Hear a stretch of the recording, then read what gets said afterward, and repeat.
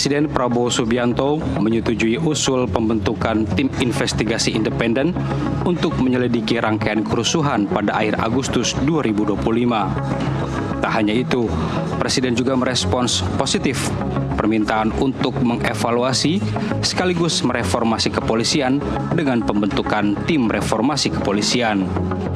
Persetujuan Presiden Prabowo itu disampaikan usai berdiskusi selama 3 jam dengan para tokoh Gerakan Nurani Bangsa atau GNB di Istana Merdeka, Jakarta.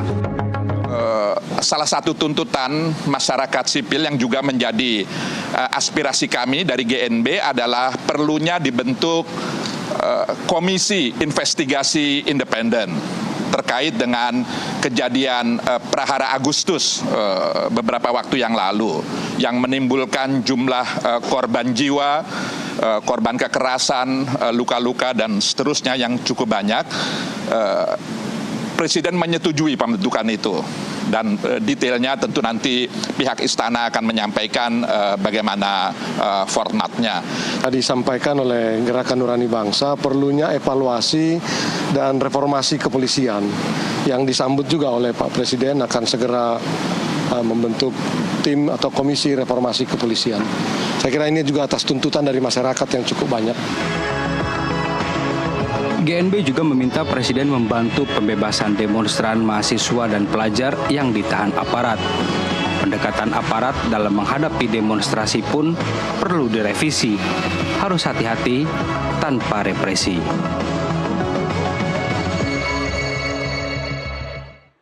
Pemirsa, lebih jelas tentang tim reformasi kepolisian kita bahas bersama para narasumber yang sudah terhubung melalui Zoom. Ada Kepala Badan Reserse Kriminal periode 2008-2009, Komisaris Jenderal Purnawirawan Susno Duaji, dan juga ada Komisioner Komisi Kepolisian Nasional atau Kompolnas Yusuf Warshim.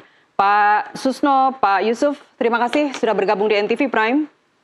Selamat sore para pemirsa, Pak Yusuf. Selamat sore, iya, terima baik. kasih. Saya ingin mulai dulu dari Pak Susno. Sepenting apa Pak sebenarnya Polri itu untuk direformasi sesegera mungkin? Iya, ini saya kira suatu hal yang bagus ya. Polri direformasi dan reposisi pada hasil daripada reformasi 1998. Kemudian lahirlah Undang-Undang tentang Kepolisian, Undang-Undang Nomor 2 Tahun 2022.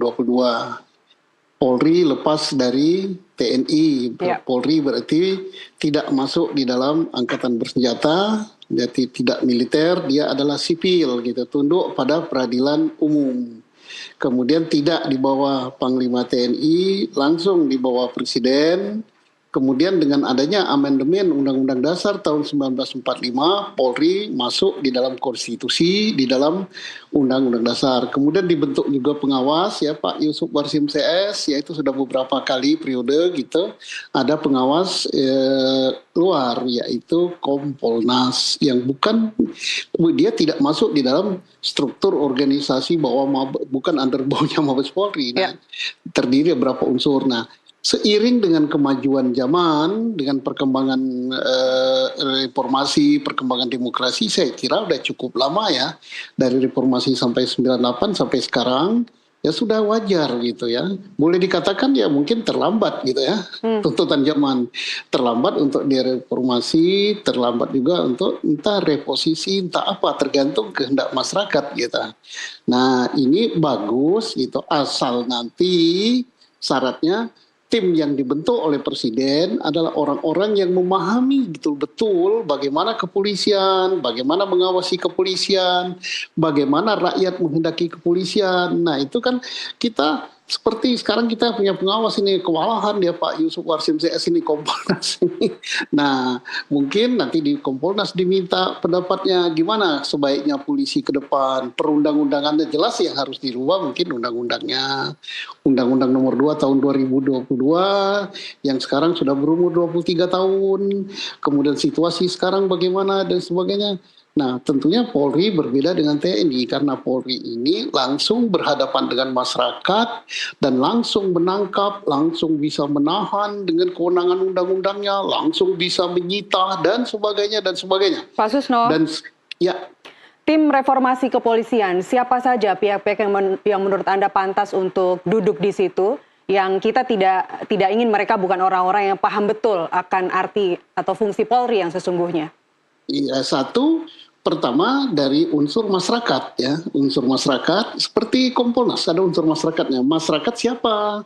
Masyarakat yang pengetahuannya mumpuni, yang menguasai betul bagaimana polisi di era modern, bagaimana polisi demokrasi. Nah, yang kedua para pakar hukum, ketiga adalah orang-orang yang mengetahui masalah hak asasi manusia. Kemudian yang berikut orang-orang yang paham dengan tugas-tugas kepolisian, mungkin diambil dari unsur kepolisian harus ada. Ya. Dan tidak salah juga kalau diambil misalnya dari unsur Kompolnas, baik Kompolnas yang sekarang ataupun Kompolnas yang dulu gitu, supaya tahu gitu bagaimana apa hasil pengawasan mereka terhadap jalannya kepolisian ini. Jadi bagus, kita sambut bagus apa idenya Pak Presiden. Jadi walaupun terlambat ya bagus. Jadi lebih bagus terlambat daripada tidak ya. Lebih baik terlambat daripada tidak sama sekali, dan semoga seperti Pak Nasaruddin Umar bilang ini gayung bersambut. Semoga tidak hanya jargon saja. Sebelum saya ke Pak Yusuf, kita akan tampilkan grafis berikut ini. Kalau tadi Pak Susno menyebut bahwa siapa saja yang berhak atau pantas duduk sebagai tim reformasi kepolisian, mereka adalah dari akademisi misalnya, kemudian juga ada tokoh agama. Kita sambil melihat ini adalah tokoh Gerakan Nurani Bangsa yang kemarin bertemu dengan Presiden Prabowo Subianto dan berbincang selama 3 jam. Tentu kita tidak mengkritisi 3 jam itu, dan kita mengharapkan 3 jam itu isinya daging semua, Pak Susno. Apakah Anda melihat nama-nama yang tertera di grafis saat ini yang ditampilkan adalah orang-orang yang tepat untuk menduduki sebagai tim reformasi kepolisian? Ya, salah satu, salah dua, atau salah 4 di antara mereka saya kira bagus. Karena mereka kan ada tokoh agama, ada tokoh demokrasi di situ, walaupun mereka tergabung di dalam forum agama ya. Ada juga cendekiawan. Dan timnya itu jangan hanya 2-3 orang, tidak salah itu kalau timnya mungkin berjumlah 20-an atau berapa. Tapi kan nanti ada yang kelompok membidangi masalah hukum, masalah organisasi, masalah HAM, dan sebagainya ya. Itu perlu orang-orang yang memahami betul tentang dunia kepolisian. Nah, mantan-mantan Kompolnas atau yang sedang berada di Kompolnas, walaupun dia bukan Polri, dia lebih memahami ya, karena mereka melihatnya dari luar. Ya kalau saya sebagai polisi mungkin saya melihatnya dari kacamata dalam gitu. Tapi kan orang yang menghendaki polisi itu bukan orang dalam, tetapi masyarakat. Kalau saya orang dalam menghendaki polisi adalah polisi yang tidak bisa diawasi, polisi yang hebat dan sebagainya. Tapi Pak Yusuf itu orang luar, dia tahu dalamnya polisi, tahu kehendak orang luarnya polisi. Ya itu bagus. Orang-orang seperti itulah yang harus kita ambil gitu ya. Baik. Catatan Anda Pak Yusuf dari, kalau tadi baru saja kita sudah tampilkan